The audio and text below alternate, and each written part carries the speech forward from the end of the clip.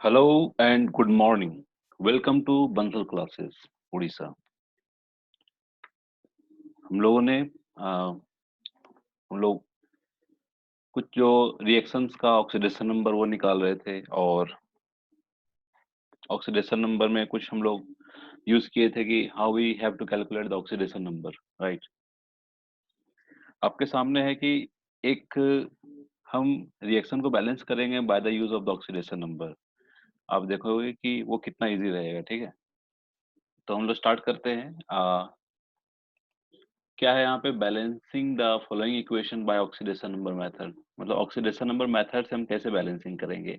Suppose ये जो reaction है दिस इज अनबैलेंस्ड रिएक्शन है, ठीक है। This is unbalanced reaction. तो how you balance this reaction. आपको क्या ये लिखना है कि यहाँ पे आपको वही इक्वेशन को लिख लेना है फिर से, ठीक है, नीचे में। अब ध्यान देना क्या है कि इस इक्वेशन को लिखने के बाद क्या करना है कि आप उसके जो हेड है, हेड के ऊपर क्या लिखोगे, ऑक्सीडेशन नंबर लिखोगे। जैसे यहाँ पे आप देखोगे कि ऑक्सीडेशन नंबर ऑफ CuO में Cu का कितना हो जाएगा, +2, ठीक है। तो आप इधर देखिए राइट में क्या है, Cu का +2 है और ऑक्सीजन का क्या होना चाहिए, -2। ये क्लियर हो गया। तो नाइट्रोजन में यहाँ पे NH3 में नाइट्रोजन का -3, हाइड्रोजन का क्या हो जाएगा, +1। उसी तरह से कॉपर के एलिमेंटल फॉर्म में इसका क्या हो जाएगा, 0। यहाँ पे नाइट्रोजन कितना हो जाएगा, 0। यहाँ पे हाइड्रोजन का +1 होता है और ऑक्सीजन का कितना हो जाएगा, -2, ठीक है।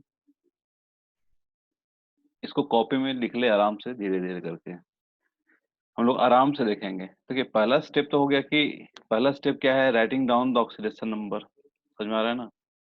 पहला स्टेप क्या है, राइट डाउन ऑक्सीडेशन नंबर। समझ में आ गया। ऑक्सीडेशन नंबर लिखने के बाद आप क्या करोगे कि किसका ऑक्सीडेशन हो रहा है, किसका रिडक्शन हो रहा है, उस पे ध्यान देना है। सपोज यहाँ पे देखोगे कि जिसमें चेंज हो रहा है उस पे ध्यान देना है, ठीक है।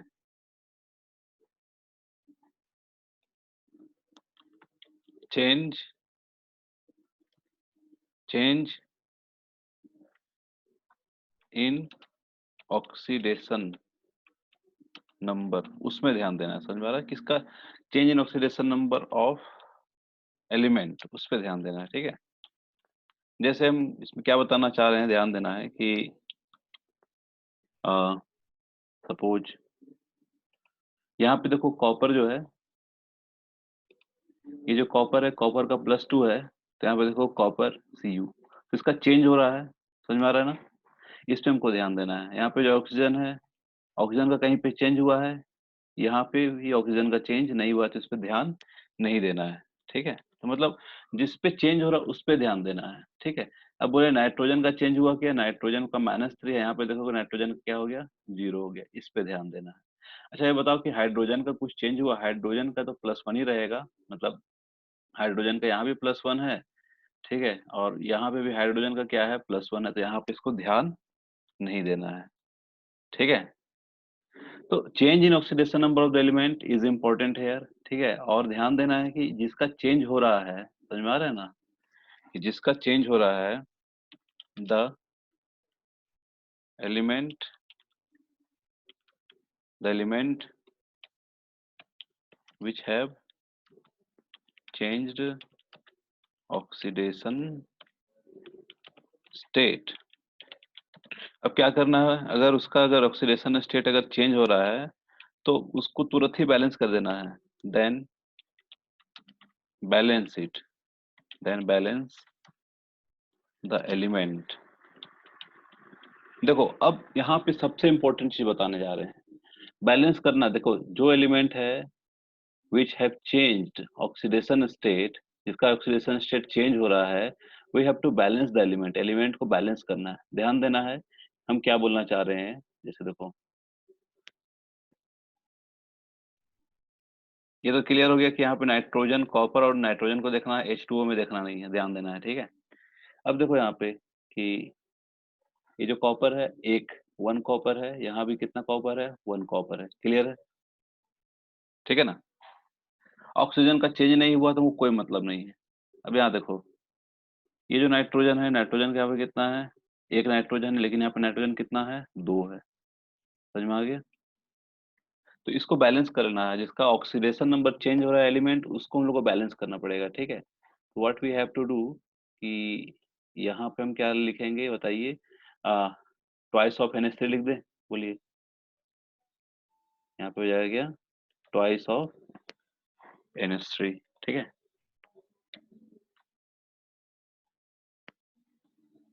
ट्वाइस ऑफ NH3 लिख दियो। समझ में आ गया ना? इतना करने के बाद अब ध्यान देना सब कोई, अब भी देख लो कि क्या क्या अभी सही है कि नहीं सारा। पहले क्या किए,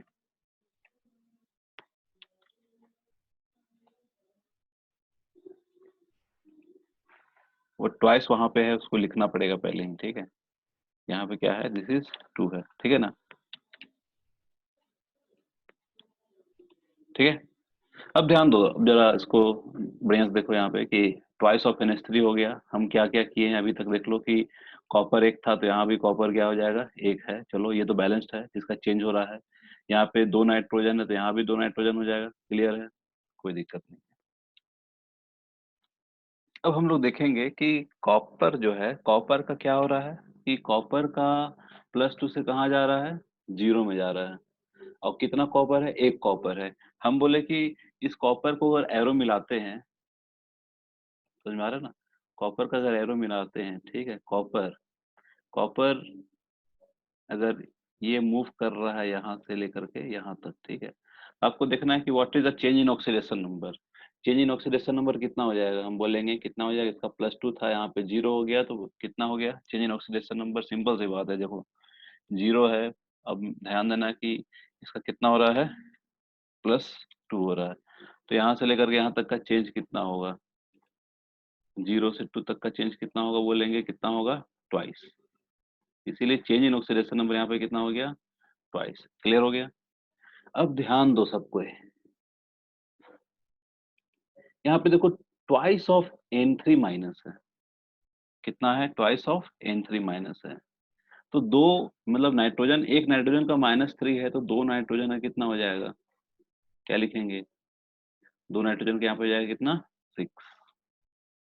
6 +6 की -6, ये बताओ पहले, -6। समझ में आ रहा है ना?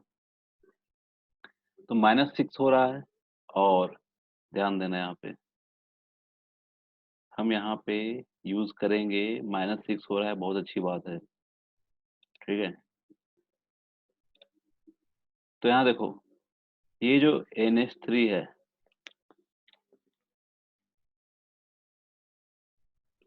ये जो NH3 है, चेंज कहाँ से किस में हो रहा है, NH3 यहाँ देखोगे, ठीक है, NH3 N2 में जा रहा है, बहुत अच्छा। तो देखो कि यहाँ पे दो नाइट्रोजन का 0, यहाँ पे दो नाइट्रोजन का -6 है। तो व्हाट इज द चेंज, अगर बोले इसमें चेंज कितना हो रहा है, what is the change in oxidation number. हम बोलेंगे कैसे, यहाँ पे इसको रिप्रेजेंट करेंगे, जैसे मान लो कि वो क्या हो रहा है, -6 से कहाँ जा रहा है, कहाँ जा रहा है ये, 0 में जा रहा है। तो व्हाट इज द चेंज, तो चेंज हो गया यहाँ पे 6। समझ में आ गया, चेंज कितना का हो गया, 6 का हो गया। चेंज इन ऑक्सीडेशन नंबर कितना हो गया यहाँ पे, 6। वेरी गुड, समझ में आ रहा है। अब देखो कितना आसान है ये, ठीक है। देखो लास्ट में करना क्या है ना, वही बताएंगे कि चेंज इन ऑक्सीडेशन नंबर को बैलेंस कर लेना है, चेंज इन ऑक्सीडेशन नंबर को इक्वल कर देना है। लास्ट में क्या करोगे, CON शुड बी इक्वल। समझ में आ गया, वो क्या होना चाहिए, इक्वल होना चाहिए। चेंज इन ऑक्सीडेशन नंबर क्या होना चाहिए, इक्वल होना चाहिए, ठीक है। तो इक्वल कैसे करेंगे, इक्वल कैसे करेंगे, तो हम CON है, उसको मल्टीप्लाई अगर 3 से कर दे तो हो गया मेरा काम। क्या करेंगे, CON जो यहाँ पे है, इसको क्या करेंगे, 3 × अगर कर देंगे CON होल ट्वाइस, तो क्या हो जाएगा, ये उसके बराबर हो जाएगा। तो ध्यान देना है, तो अगर 3 × CON होल ट्वाइस अगर यहाँ पे किए, तो 3 × 2 = 6, यहाँ भी 6, मतलब दोनों क्या हो गया, इक्वल। ये इक्वल हो गया, ये इक्वल हो गया। अब ध्यान दो सबको आगे। तो इसका मतलब क्या है? इक्वल तो किए, लेकिन हम एक और चीज छोड़ रहे हैं कि भाई 3 से मल्टीप्लाई किए हैं, तो यहाँ पे CO N 3 से मल्टीप्लाई किया, तो यहाँ भी क्या होगा, CO को भी हमको क्या करना पड़ेगा, यहाँ से भी 3 से मल्टीप्लाई करना पड़ेगा। 3 से मल्टीप्लाई करो तो CO वाले पार्ट पे 3 से मल्टीप्लाई करना है, मतलब ये एरो जो गया वहां पे 3 से मल्टीप्लाई करना पड़ेगा। तो यहाँ पे कितना से करोगे, 3 से मल्टीप्लाई करोगे। ये रिएक्शन आपको बैलेंस हो गया आधा। समझ में आ रहा है ना? उसके बाद करना क्या है ना, H2O को बैलेंस करना पड़ेगा। बोलिए कैसे? अब बहुत आसान है। अब इतना पे बता दें भाई, देखो एक तो बैलेंस हो गया, 3 यहाँ हो गया, 3 यहाँ पे हो गया, और 2 ट्वाइस पहले ही लिख दिए थे एलिमेंट को बैलेंस करते हुए। ध्यान देना, यहाँ पे हाइड्रोजन यहाँ पे कितना है, 6 है। तो 6 हाइड्रोजन को क्या करेंगे, 3H2O कर देंगे। तो ऑक्सीजन काउंट कर लो, ऑक्सीजन इधर हो जाएगा, हमको लगता है इधर 3 ऑक्सीजन हो जाएगा, इधर भी, इधर से भी 3 ऑक्सीजन हो जाएगा। ठीक है, ये वो बैलेंसिंग करने का हो गया तरीका एक। ठीक है, इसको बस एक आध दो एग्जाम्पल कर लेंगे, उससे हम लोग क्लियर हो जाएगा ये सारी चीज। ठीक है,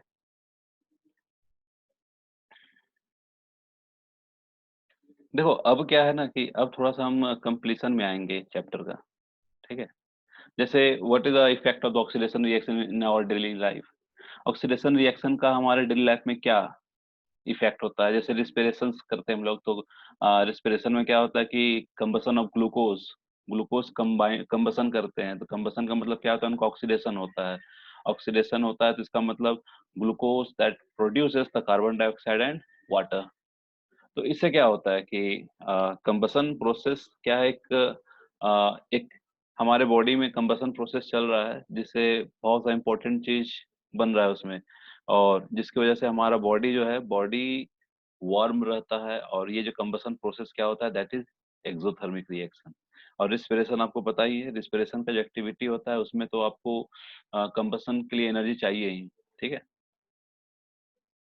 नेक्स्ट है कंबसन रिएक्शन। कंबसन रिएक्शन उसको बोलते हैं कि भाई कोई भी सब्सटेंस को हम लोग बर्न करते हैं in the presence of air, और mainly in the presence of oxygen, क्योंकि एयर में तो ऑक्सीजन रहेगा ही, 20% ऑफ द लगभग ऑक्सीजन रहता है एयर में। उसको बोलते हैं कंबसन रिएक्शन।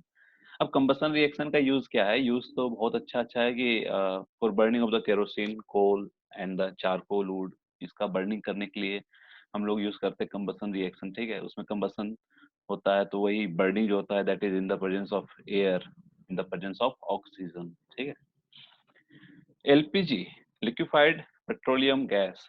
एलपीजी में मेनली क्या होता है कि भाई एलपीजी में आपको क्या होता है कि लिक्विफाइड पेट्रोलियम गैस में ब्यूटेन होता है, और एक है नेचुरल गैस जो होता है, उसमें मीथेन होता है। तो मीथेन गैस जो है एक नेचुरल गैस है। तो नाउ दिस डेज ये सारे गैस हैं as a natural gas, methane. तो इनका यूज हो सकता है इन फ्यूचर में। ठीक है, ये सारे कंबसन रिएक्शन है। कंबसन रिएक्शन में आप देखोगे कि मेनली जो कंपाउंड्स जो होते हैं वो ज्यादातर कार्बन कंपाउंड्स होते हैं। ठीक है, ये जो ब्यूटेन भी है, ब्यूटेन भी क्या है, कार्बन कंपाउंड है। ठीक है, कोल हो गया कार्बन कंपाउंड, चारकोल, सूड, मीथेन, ब्यूटेन जो भी है। ठीक है, अब क्या कंबसन रिएक्शन हमारे लिए काम का चीज है? देखो harmful effect of combustion, combustion के हार्मफुल इफेक्ट क्या है? The environmental pollution is basically due to the combustion. जो कंबसन करते हैं हम लोग, तो कंबसन करने से क्या होता है कि एनवायरमेंटल पॉल्यूशन जो है वो बढ़ जाता है। ठीक है, कंबसन क्यों जरूरी है? क्योंकि हमको प्रोडक्शन करना पड़ता है। प्रोडक्शन क्या करना पड़ता है? इंडस्ट्री चलाना पड़ता है। ठीक है, बहुत सारे चीज डे टू डे एक्टिविटीज में कंबसन यूज होता ही है। ठीक है, तो इन्वायरमेंटल पॉल्यूशन जो है, environmental pollution basically due to the combustion. Combustion से ही, जैसे आप फ्यूल, कंबसन ऑफ फ्यूल्स भी बोल सकते हो, उसकी वजह से poisonous gas like carbon monoxide, जो कार्बन मोनोक्साइड होते हैं वो प्रोड्यूस होते हैं, सल्फर डाइऑक्साइड वो प्रोड्यूस होते हैं, sulphur trioxide, all these are the pollutant. समझ में आ रहा है ना? Nitrogen oxide release in the atmosphere, atmosphere में क्या होता है, ये सब रिलीज होता है। तो all these are the anthropocentric activities. तो in addition these other harmful effect of the combustion are through the corrosion and rancidity. ये दो टर्म हम लोग आगे पढ़ेंगे कि रेंसिडिटी क्या होता है, कोरोजन क्या होता है। ठीक है, और इनका इसका इफेक्ट क्या है आगे जाकर के। तो environmental pollution is the concern, ये कंसर्न है मेरा। तो मतलब कि आप समझिए कि आई हैव 28 ईयर्स, तो 28 ईयर्स तक हम नहीं सुने हैं कि आज मतलब कि कोई प्राइम टीवी चैनल में, न्यूज़ चैनल में जाकर के टॉक हो रहा है कि भाई इधर पैनलिस्ट अच्छे-अच्छे साइंटिस्ट आकर के बैठे हुए हैं कि भाई let us talk about the environmental pollution, इसको इससे लड़ेंगे कैसे, ठीक है? तो ये चीज़ है ना? सो बात यहाँ पे आ जाता है कि अब देखो क्या है कि सारा उपाय है मेरे पास। पॉल्यूशन, एनवायरमेंटल पॉल्यूशन खत्म करने के लिए बहुत उपाय है, ठीक है? तो इसके लिए बजट भी बहुत ज़्यादा चाहिए, समझ में आ रहा है? 20 टू 30 ट्रिलियन पर ईयर, समझ में आ रहा है? 20 to 30 trillion per year that budget is required to eliminate the environmental pollution. वही है कि अभी सोलर पैनल जो है, सोलर पैनल क्या होता है देखो, कोई भी काम जो है ना सस्टेनेबल डेवलपमेंट की तरफ कब ले जाएगा कि भाई the thing that is economically viable, कोई भी चीज इकोनॉमिकली वायबल होगा जिसको हम लोग इकोनॉमिकली एक्सेप्ट कर सकते हैं, तब जाकर के हम बोल सकते हैं हाँ that is the sustainable development की तरफ हम लोग जा रहे हैं, ठीक है? तो वही बात, वही आ जाता है लास्ट में जाकर के कि क्या फाइनेंस में, समझे ना? कॉरोजन, अब आते हैं कोरोजन पे। कोरोजन क्या होता है कि भाई कोरोजन और रेंसिडिटी हम पढ़ेंगे साथ में। तो कोरोजन क्या होता है? कोरोजन मतलब क्या होता है? Eating away of the metals, metals खत्म हो जाते हैं gradually by the action of the air, moistures और केमिकल ऑन देयर सरफेस। कोई भी मॉइस्चर्स, एयर के प्रेजेंस में या तो केमिकल कोई भी सरफेस है उसके प्रेजेंस में क्या होता है? कोरोजन होता है, समझ में आ रहा है ना? Corrosion is caused mainly by the oxidation of metal by the air on the, ये कोरोजन आप पढ़े हुए हैं कि कोरोजन कैसे होता है, समझे ना? कोरोजन में जनरली क्या होता है ना कि ऑक्साइड बनता है। तो ऑक्सीजन के प्रेजेंस में कोई मेटल जो है ना ऑक्साइड बनाता है। आप और एक्सट्रैक्शंस पढ़े हो कि what is mining, what is मतलब और क्या होता है? The extraction of the metal from the metallic oxide, ये हो गया आपको definition of the metallurgy. But similarly when the metals get oxidized to converted into the metal oxide, ये क्या हो गया? corrosion। तो metallurgy and corrosion लगभग क्या है, एक दूसरे के अपोजिट भी है, एक तरह से हम बोल सकते हैं, समझ में आ रहा है ना? दूसरा चीज है एग्जाम्पल क्या है? रस्टिंग ऑफ आयरन है। रस्टिंग ऑफ आयरन क्यों? क्योंकि कोरोजन ही एक स्पेशल साइंस बन चुका है आज के समय, पता है? So much of the complexities is developed. ये देखो कोरोजन्स जो है मतलब कि क्यों साइंस बन चुका है, what why it is more concern, because most of the time देखोगे रस्टिंग क्या होता है? रस्टिंग होने से क्या होता है? आयरन मेटल्स का नेचर चेंज हो जाता है। वो आयरन मेटल जो हार्ड होने चाहिए वो उनका हार्डनेस क्या होता है? खत्म हो जाता है, soft flaky type of the substance is formed, ठीक है? तो रस्टिंग क्या है? एक इरिवर्सिबल प्रोसेस है। एक बार रस्ट अगर बन गया तो उससे फिर आप आयरन नहीं निकाल सकते हो। उसमें क्या होता है कि बहुत मतलब अगर वो रस्टिंग को अगर प्रिवेंट नहीं किया गया तो पूरा जो आयरन का जो ऑब्जेक्ट है, पूरा आयरन का ऑब्जेक्ट का कहानी खत्म हो जाएगा, समझ में आ रहा है ना? फिर उसमें क्या करते हैं ब्लैक, अब देखोगे कि सिल्वर में black coating, green coating on copper, ये सब क्या है? एग्जाम्पल है कोरोजन का, समझ में आ रहा है ना? इस पे so much of the budget of the country खर्च होता है इसमें कि एक ब्रिज है, स्टील ब्रिज है, उसको हम लोग कैसे कोरोजन से खत्म करेंगे, ठीक है?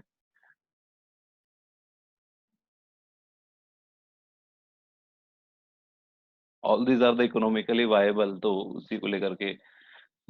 और there is no alternative of the iron, iron का कोई अल्टरनेटिव भी नहीं है। Iron is the best thing, समझ में आ रहा है ना? For the development of any countries iron, ठीक है? अब हो गया रेंसिडिटी।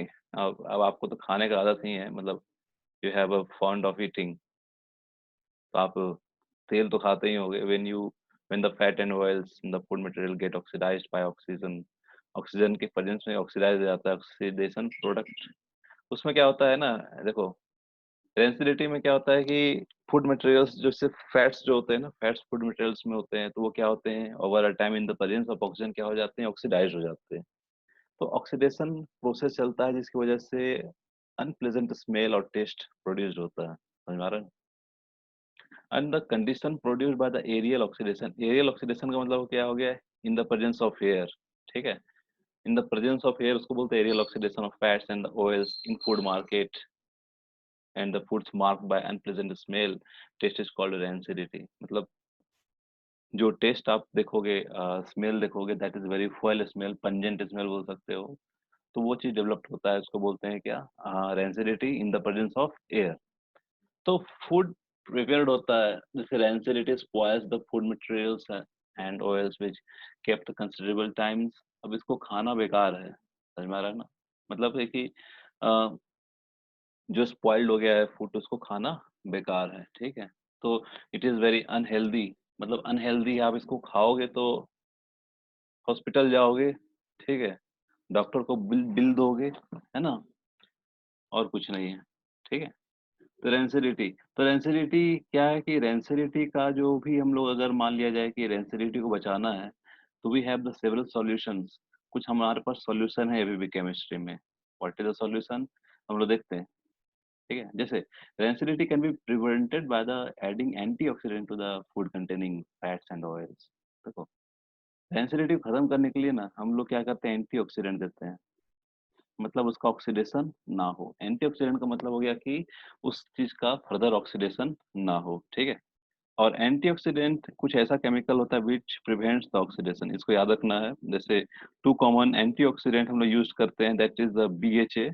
आप देखोगे फूड मटेरियल्स, जैसे आप कुछ सामान-वामान खरीदो तो अगर वो प्रोसेस्ड फूड है तो उसमें बीएचए, बीएसटी वगैरह आपको लिखा हुआ मिलेगा, ठीक है?